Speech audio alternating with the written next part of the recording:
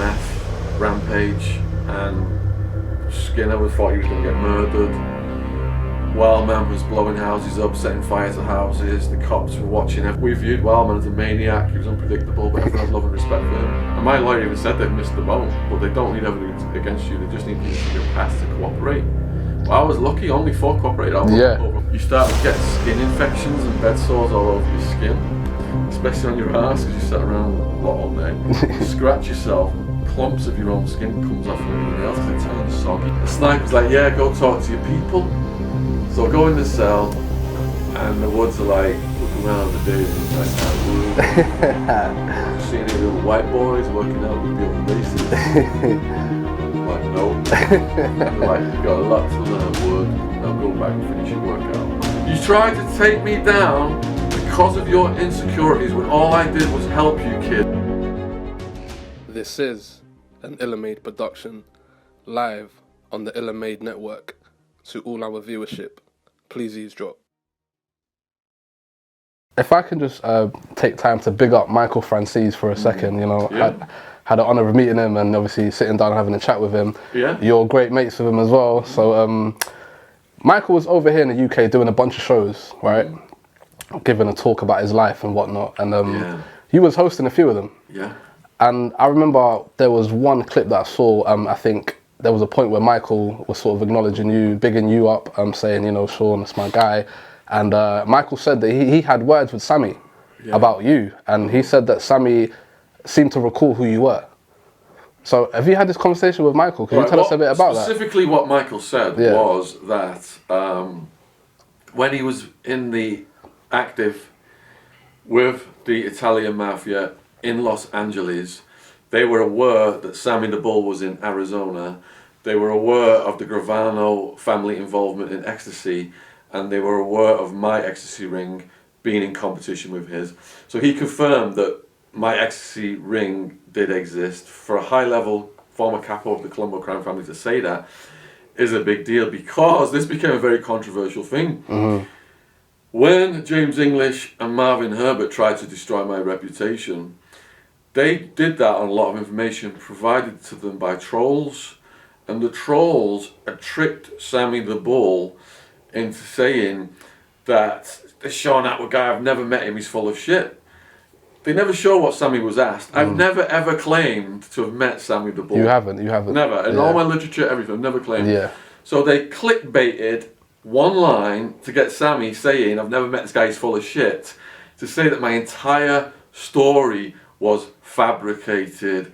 So James English and Marvin Herbert, when you watch our 90-minute documentary with Sammy the Bull's family that's been filmed with all my family members, all his family members in America, when you watch this, you might learn a little thing or two. But I know these guys know my story is legit. They just thought if they repeat that enough times, they're going to steal my subscribers. Now, a guy come up to me at the Michael Francis gig. He said, I was listening to the James English video he put out about you, saying all those heinous things. The clip where Sammy the Bull said he has no idea who you were. But Shaun, I'm here today at the Michael Francis gig. I can see you're a nice guy. I got carried away by what that James English said. He just seemed so convinced of what he was saying. But I can see now that he's absolutely full of shit. And I'm still waiting for my apology video from James English. We got a lawyer involved. These videos went out to 2 million people. Yeah. I'm still waiting for my apology video from James English to say those things were wrong. He called me everything under the sun. Where is my apology video, James English? We have got the goods on you, mate, and we've not released it yet. Oh, mate. You've released all that bullshit from trolls that you tried to take me down with, that backfired because your own conviction got exposed. I've not got any convictions against women or kids. You tried to take me down because of your insecurities when all I did was help you, kid, when you had 10,000 followers on YouTube. You were calling me every week saying, my podcast brother, can you help me with this? Can you help me with that? Love you, man. You always hung up with love you, man. Week after week after week, I was your podcast brother. Then all of a sudden, you started to rise up the ranks thanks to my help. Your ego got a bit too big out there. You're going to become the biggest podcast in the world. You're going to overtake Joe Rogan and everybody else out there. And what did you do? You divided the community by attacking me, someone who's had, people have been following me since 2004 when we started the blog. We started a YouTube channel in 2007. You thought you could take me down when I've got all these loyal followers I've had for years. Biggest mistake of your life, because all your dirty laundry came out. We haven't heard a peep from you since about any of this, because you know we've got the goods on you, from Kerry Katona to your involvement in serious crimes and your involvement in taking cartel cash. Damn. Put my apology out, and I will not release the hours of shit we've got on you, James. And then we can go back to how it was. Crazy. But if I can even just have a mention to all the consumers out there, of course, what James and Shaun have got, it's kind of, you know, it's really that right now, isn't it? So no one can really chime in and comment. But as far as the consumers out there, if you like James, you can like Shaun as well. Like, you don't have to pick and choose on what what content to consume. Like, you know, if you hadn't have done this, yeah, and we'd have been united, backing each other up, because I was putting every video out saying follow James English. People go back and see that. Yeah. I'd be at like 1 million to 2 million subs right now, and he'd be at 500,000 to 1 million. Unity is better. He slowed it all down. Yeah. Like the Sidemen, unity. 100%. Okay. Small-mindedness. This is what happens when a hood rat gets too many followers. Yeah. Yeah. Yeah. That's definitely something. But yeah, crazy. Just going back to so Simon the Balls entered the fray. Yeah. There was a period, I guess, afterwards where you had quit. Sort of distributing. Yeah, fuck away with it, man. Yeah, exactly. So you went back to doing a stocks thing. How naive was it? Was I? So it was at this point where your past actually kind of caught up with you a little bit, and I guess you being in your home and hearing that bang on the door. Prior to that, did you have that sense of paranoia where you thought maybe there could be a chance where, you know, what happened was my door might get fucking caved in, sort of thing? So the wild ones had lit Arizona up. I sent them down to Mexico. They said that the Mexicans would kill them if they behaved like that down there. When I visited them, the cartel was running wild man rounds in like military jeeps and stuff, and they wanted to do business with us, and that's how we paved the way to traffic. You can't smuggle through Mexico. Every area is a plaza. You've got to be okay with them down there. So the wild ones paved the way for us to smuggle through Mexico. But they ended up just going bananas down there as well. They were living on the beach, I think, by the end of it, and I told them to go and turn themselves into the British Embassy and ask to get flown home. But they came back just before 9/11, before the border was shut, come back to Tempe and just went on a meth rampage, and Skinner thought he was going to get murdered. Wild Man was blowing houses up, setting fire to houses. The cops were watching everything. And there was a point where, because they ranked Wild Woman #2 in the organisation. Really? There was a point where they had I think they videoed Wild Woman chasing Wild Man down the street with a big metal fan. It was just a tiny little scouser. Some people more scared of her than him. Yeah. Yeah. It's always the little ones though, isn't it? You got to be careful of them, like. On meth. So I'd stopped. The cops wiretap only come in the last year, and I'd stopped, so they didn't catch me doing any big deals. They caught basically Wild Woman's phone, 10,000 calls, a lot of low-level meth trades, and my lawyer even said they've missed the boat, but they don't need evidence against you. They just need people from your past to cooperate. Well, I was lucky; only 4 cooperated out of over 100. In some people's case, all 57 cooperated. Crazy. So I was lucky that they didn't have that strong amount of evidence against me. Crazy. So, I mean, they did kick your door in eventually. Yeah. Would it be fair to say that definitely caught you off guard, or maybe you had an expectation it would have happened? Or my lawyer at the time, she had a family member who was in the DEA, I think. Right. And she said, "Look, the heat's on, man. You got to stop." And that was, my girlfriend already taught me into stopping. So I thought I got away with it. So I was in a false sense of security. I was in Scottsdale Community College studying Spanish. I was on the computer in the morning and the SWAT team came. If I'd have thought they were going to come that fast, we were going to move to LA. I would have already got out there and gone to LA. I blitzed through the money though, so I was lucky that they took the residual. Yeah. So subsequently, you was arrested, and were you taken to? So you was in the sort of the police station, but then afterwards they kind of moved you to Joe Arpaio's Towers jails. Yes. Is that accurate? And first year. Right, so that is an experience in itself. That's what's created this whole story for me. Joe Arpaio's jail. Yeah. When I started the blog out of the Max jail in the second year, the conditions, the BBC, the Guardian ran it first, then the BBC ran it. It just hasn't stopped the interest in it, because he was America's toughest sheriff, you know, and he was on George Bush's steering committee. That's how powerful he was. Really? Yeah, and he prided himself. But Nat Geo did the documentary, said, I think, was it 50-something people died in there over 5 years around the time I was there, 60-something people, making it the jail with the highest rate of death in America. I was lucky because Wildman was arrested with me. Right. And people quickly found out that there was this maniac is running around in there. And one of the guys from the Italian mafia who was an enforcer for them, Bruno, he saw my Banged Up Abroad episode about 3 years ago in America and got in touch. Yeah, because I was about to say he was on your channel. Yeah, he's going to fly out. Oh, right. We're going to do some filming with him. Right. And he's got a hell of a story as well. He's been in prisons in I think, Colorado, New York, California. He's done 20, 30 years himself. Yeah, so I can't wait to give Bruno a big bear hug. 100%. And he said, you know, we viewed Wildman as a maniac. He was unpredictable, but everyone had love and respect for him. Absolutely. And if we talk about, like as we said before, the conditions in a place like that, crazy, infested with all types of bugs, huge spiders, air conditioning is practically non-existent in a place where it's considered a desert. Yeah. Do you know what I mean? So talk to us a bit about the conditions as well. Well, I hear people complaining about days like this, the high 20s in the UK. This is the Sonoran Desert. Almost 50 degrees in the summer, and it's hot all year round. I mean, it's so hot in the winter, the snowbirds come from all over America to holiday there.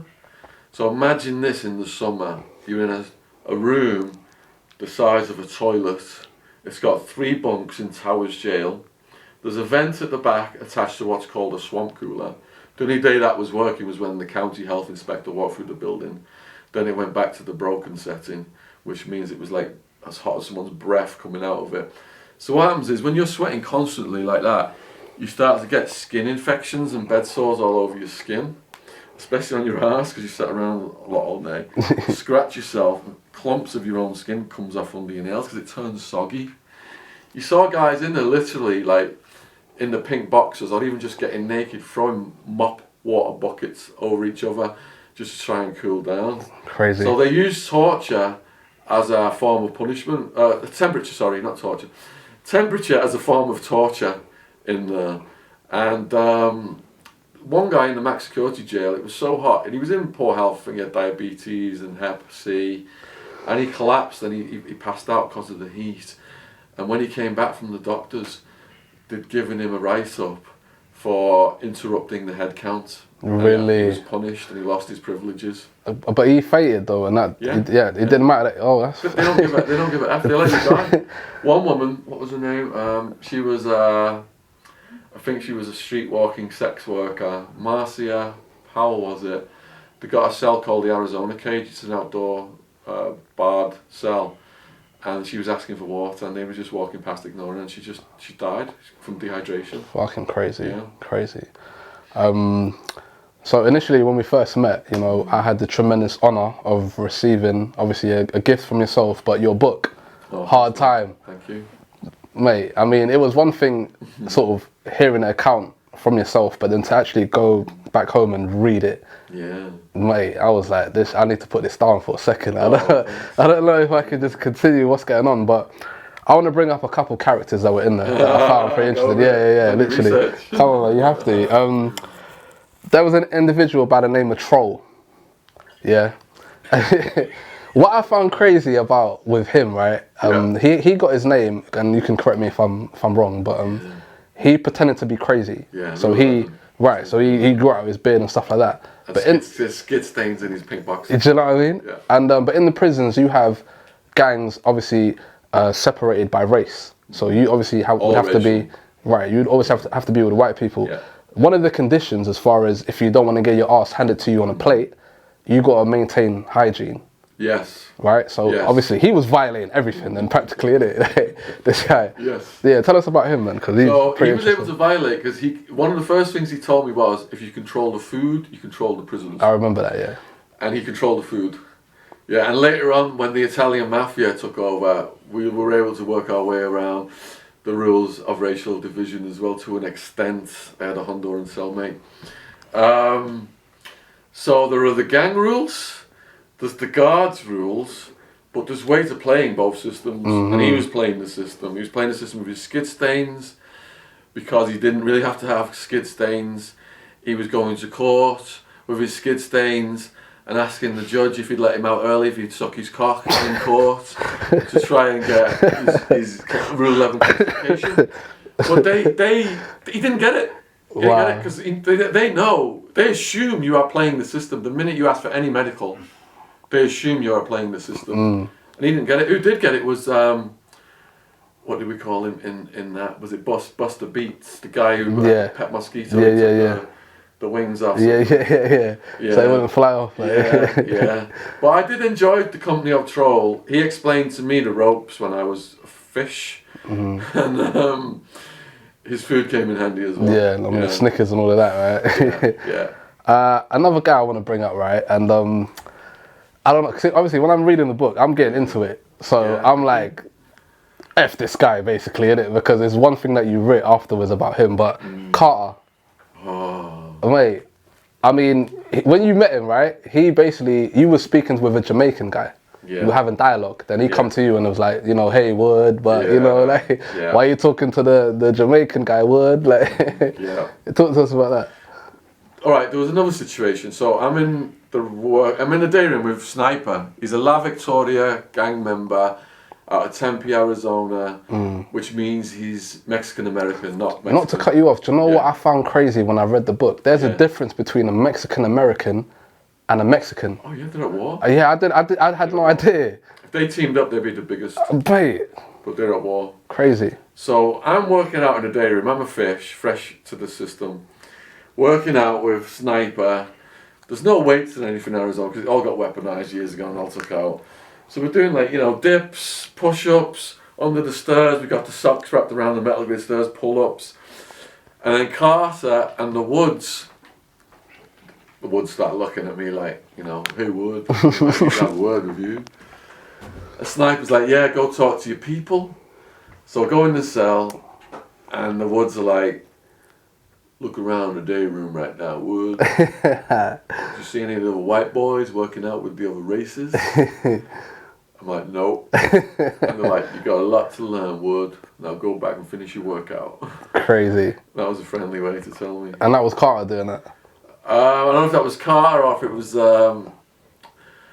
some of the other neo-Nazis, but there was like 2 or 3 of them in there with the Hitler, the SS, disgusting. swastikas. Disgusting. One of the skinheads back then, he had, I probably shouldn't say if this is going on YouTube. Yeah, but I remember that when you talked about him. Yeah, crazy. Yeah. But what I did want to bring up was with Carter. There was a time, I guess, there was a bit of tension amongst the races in the prison, and the black people, I guess, were coming off a bit. They were intimidating the Woods a little bit. The head of the blacks. Yeah, and Carter at the time, Outlaw had been shipped somewhere else, so Carter got made to be the head of the Woods, right? Yeah. And the black guy was basically sticking it all over Carter, and Carter was put in a position where he had to go and fight. And Carter got cocky when Gravedigger moved in. Yes. Gravedigger was a cage fighter who the guards would watch. They wouldn't stop. They'd just watch. They'd let the fights keep going. I think he had one guy pinned down and he was just chiseling his face with his elbows and the guards are just watching it. So because of that though, he did get moved to our pod. And once, he was like 6.5 foot, something ridiculous. He had a puppet of the devil, puppet master on his chest. So once Carter had Gravedigger in his clique of Woods, his cockiness started to increase because he thought, I've got this guy at my side now. But SmackDown had never lost a fight, had he? Mm. And they went to breakfast one day. I can't remember the exact words, but Carter said something about cocky to SmackDown. SmackDown's who you disrespecting, you punk ass bitch. If you call someone a punk ass bitch back then in Arizona jail, this is 2002, 2004, that was automatic. You have to fight now, otherwise your whole race smashes you. So Carter's like, he knows SmackDown's never lost a fight and he's really trained. So Carter's like kind of prevaricating, and SmackDown's like, punk ass white boy getting, this cell under the stairs, which was the cell you had to fight in because it was out of view of the cameras. And you can see that Gravedigger's like looking at Carter like, and then he's like, go and handle your business, Wood. So Carter comes in reluctantly. SmackDown beats the F out of him. Beats the crap out of him. Yeah. And Carter runs out. And I think he walked into the metal grid stairs and then he sits down and Gravedigger and everyone's looking at him. And SmackDown comes to the door, I'll never remember it, I'll never forget it. And he comes to the door and he says, I ain't finished with you. And everyone's like, go back in. And he's like, I handle my business. I fought him, he won. And he sits down. Sorry, Shaun, I was cheering at this point for SmackDown, I'll be honest with you. And then Gravedigger just stands up at the wife's table and looks down at Carter. And he's like, you need to go back in and handle your business, or else you're going to get rolled up. Which means you're going to get fucking either told to leave or beat up. Grab your mattress, roll it around and gotta go. Yeah. So he goes in, he gets beat again, and then Gravedigger just tells him to roll up, and he's gone. And what was hilarious to me, because I mean, with racism, right, it's just the highest form of stupidity to me, innit? It don't get no more stupid than being a racist, because Carter, there was a picture that he had of a female who was his fiancée, and her racial background was not Hispanic. She was Hispanic. So it's like, bro, what are you doing out here? Do you know what I mean? Everyone's hiding stuff and everyone's fronting stuff. And they're all acting tough. Yo, it's so crazy. It's madhouse. But the other thing is as well, I think Gravedigger and Carter were the ones that were, they were trying to pressure me to get my missus to bring drugs in. I read that, riot happens after that. And then they get moved and all that. And then the Italian mafia takes over and it's crazy from there. Yeah. So Shaun, talk to us about the legal proceedings basically. So now, I mean, you've been charged with more or less like a kingpin sort of charge, I would imagine, right? Yeah. And you've got $750,000 bail. Yeah. That obviously you can't make because, I mean, 750,000, it's like, are you crazy? So you managed to get the lawyer mentioned to you by the Mexican Mafia. New Mexican Mafia. Exactly, and more notably Gdog. He's the one who introduced me to all those guys. Yeah. So obviously you get him on board now, and talk to us about that experience going through the legal proceedings as far as your charges. Alright, so in the beginning I've got about approximately a dozen charges: conspiracy, crime syndicate, continuous criminal enterprise, using electronic devices to run drug transactions, and they put serious drug offender status on me, which carries 25 to life. That was in the beginning. So the lawyer comes in, and every month we go in court, and it's like they're trying to break you down psychologically because they want people to cooperate. They thought everybody would roll over like in Sammy the Bull's case, but nobody was cooperating. So it's the domino effect if we can get them to roll over. So they put more and more pressure on me, on Wild Man, on Wild Woman. Every month we go in court, and it's just getting worse and worse. So I'm fighting the case for a year. Second year, they doubled my bail to $1.5 million. Oh my lord. They stopped my girlfriend from visiting me. They charge her with a prescription pill found in a pill found in the cabinet without a written prescription right next to it, which is class 6 felony, so she can't visit me anymore. They give me a dozen more charges. So now I'm and they say if you go to trial and lose on these 20 plus charges, each carrying 10 plus, you're facing 200 years plus serious drug offender status 25 to life. I was at the point now where I'm thinking I was never going to get out, and there's a part in the book where, I don't want to sound self-pitying, but I was ready to slash my wrist and bleed out, But the lawyer, he's telling me to keep my hopes up. And in the end, it was resolved in a plea bargain. And I got 9.5 years. Now, plea bargain is not snitching. It's not. 98% of the cases in Arizona end in plea bargains.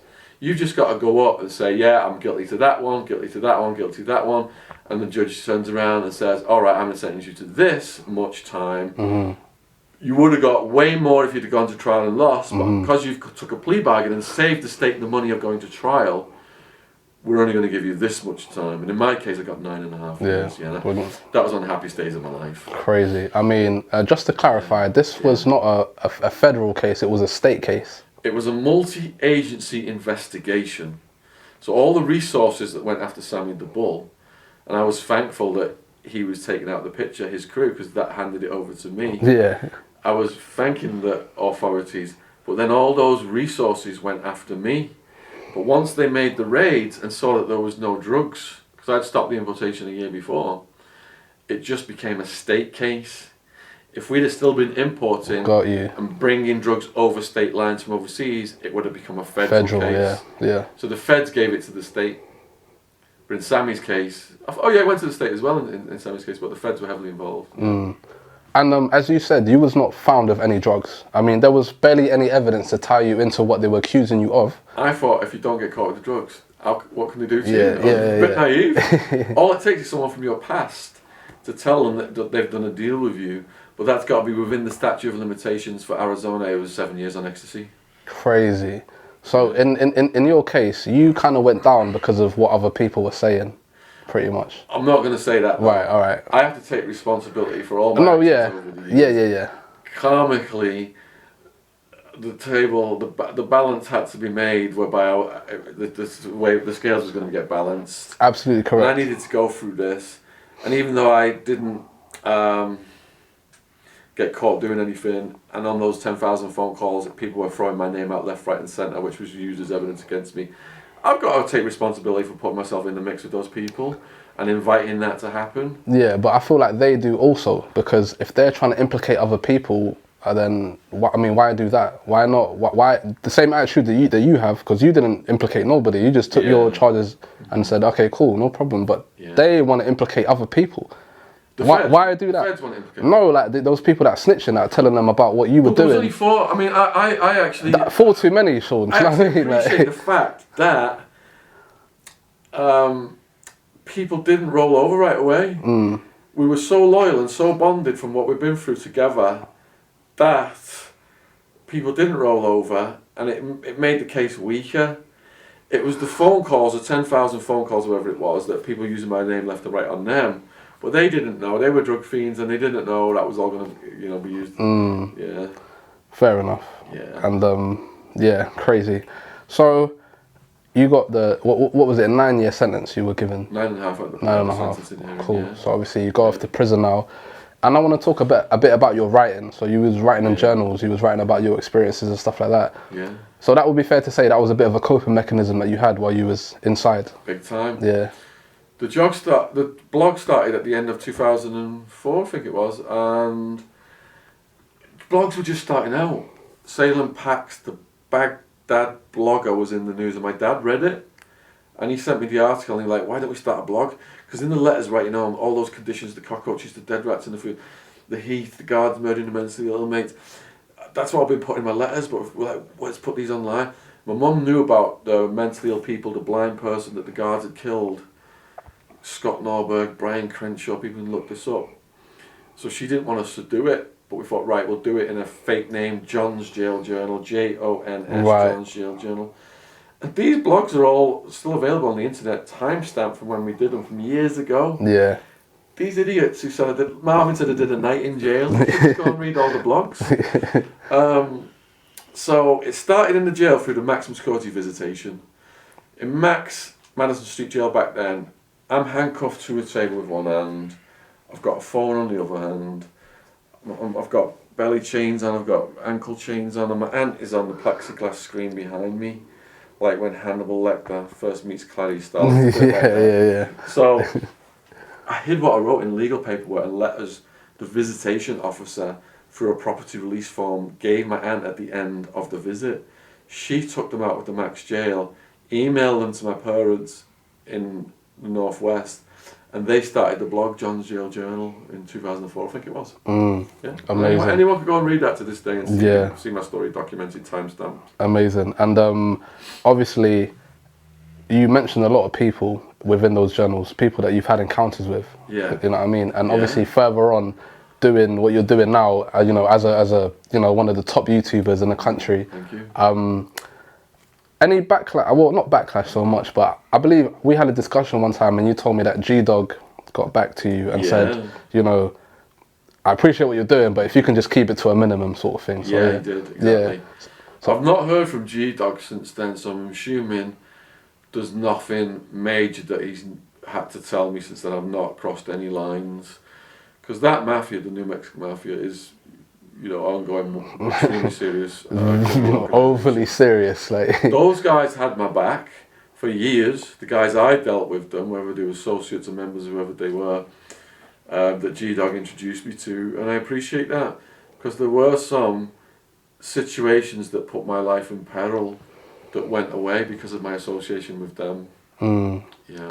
Amazing. So, of the 9.5 year sentence, you completed, I think, 6 years, and then you went up, well, after 6 years, you went up to the parole board, I guess. And No. The lawyer that the New Mexico Mafia got, he was a loophole lawyer. And the 9.5 year sentence, right, was comprised into... time served, I think, maybe. So there was I pled guilty to 3 things, right? My back time, the 26 months remand, went against one of them. The other 2 ran together, but those 2 ran together, I only had to do 50% because he found a loophole for foreign citizens. It was called a half-time release for foreign citizens who were non-violent, non-US citizens. So the 26 months back time and then 50% on the balance, which equaled 5 3/4 years. Right. Yeah. So you did the 5 3/4 years. Yeah. So Shaun, like, honestly, you coming back, right? So I mean, you faced deportation straight away.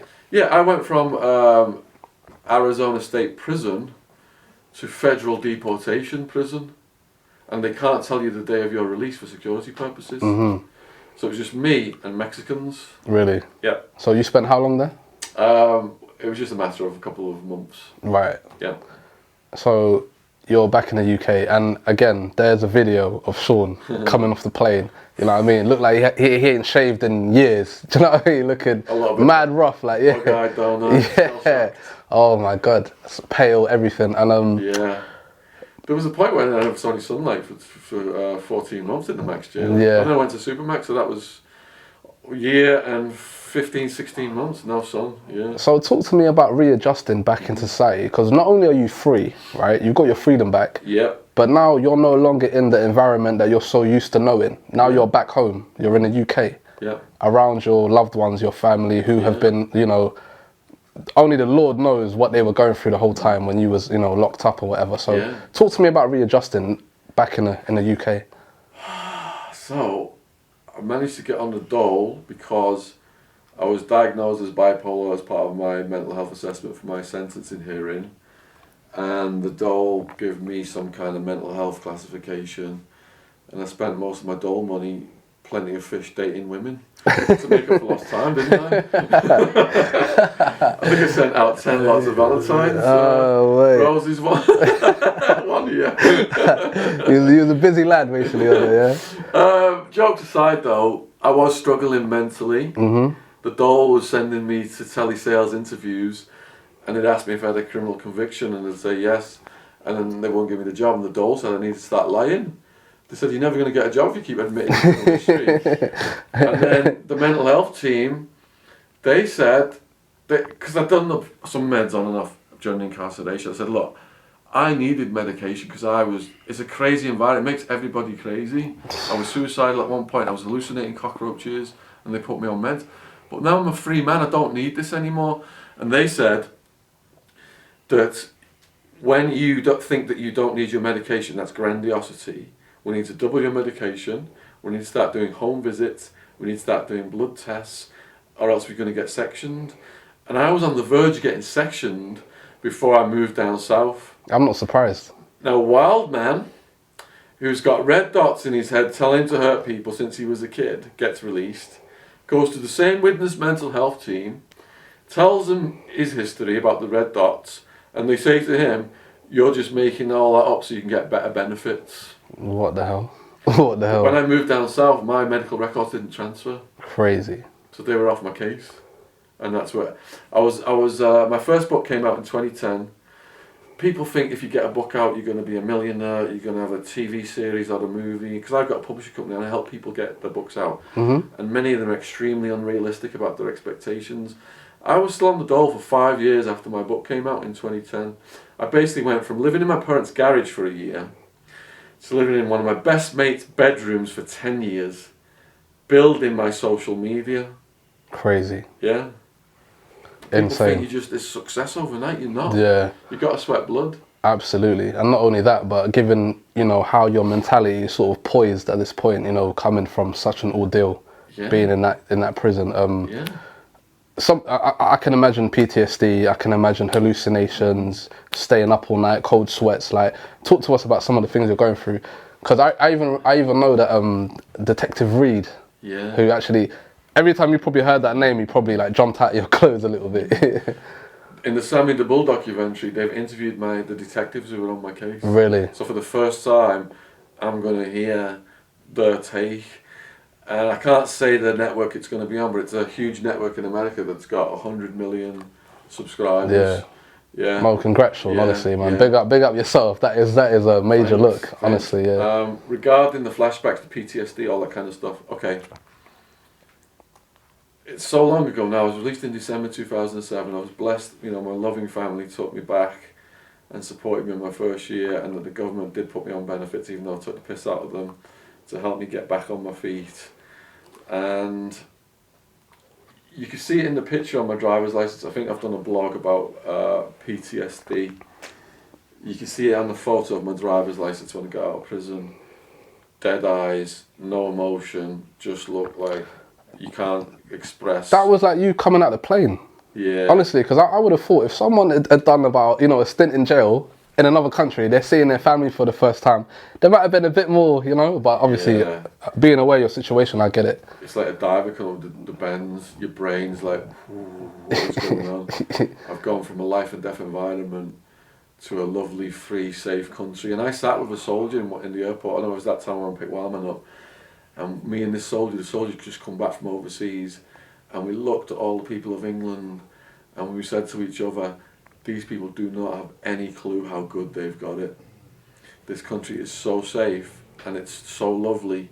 When the co-founder of the 18th Street Gang came out here, and we took him to a restaurant in Guildford and stuff, he was like, I'm from central LA, man. There's people posting Instagram pictures, rappers, and they're flashing their jewellery, and next thing gang members just come and fucking kill them. Yeah, rest in peace. PNB Rock and that, yeah. He showed us all these stories. He said, this is the first time in my life I felt safe. For 4 years in prison in central LA. Anyway, my point is that I was living with Mike in the bedroom there, and I'd walk down like Guildford High Street or North Street, and I'd see someone who looked like someone from prison. And it's almost within that second, it can't be possibly happening, but your heart's going, your adrenaline's going, the hairs on the back of your neck are standing up, and it takes a little bit for it to settle down. And then the nightmares in the beginning, Detective Reed or cops were chasing me and trying to capture me and put me inside, or something's happening in prison. And then, because I started doing the schools talks, I'd be dreaming I'd be doing a schools talk, and then the cops would be coming to the prison to get me. But then it died down. And I credit that to fitness classes and yoga and meditation. Yeah. Incredible. So you frequent the yoga stuff and everything now. Incorporate it into your life. Out of all the fellas that have come to us and we've interviewed and have succeeded in life, who've been to prison, a common factor among many of them is quitting the drugs lifestyle and going into the fitness, boxing, martial arts, working out, whatever it is, whatever physical activity it is, lifestyle. And that's what saved me, because you're doing fitness and you're releasing the endorphins, they're cascading. but you're not going to get SWAT team raided the next day. Yeah. You could get those drugs going. You can still have that buzz doing that kind of thing. Mm-hmm. Yeah. Incredible. No, big up yourself, Shaun. And therapy as well as helping. Yeah.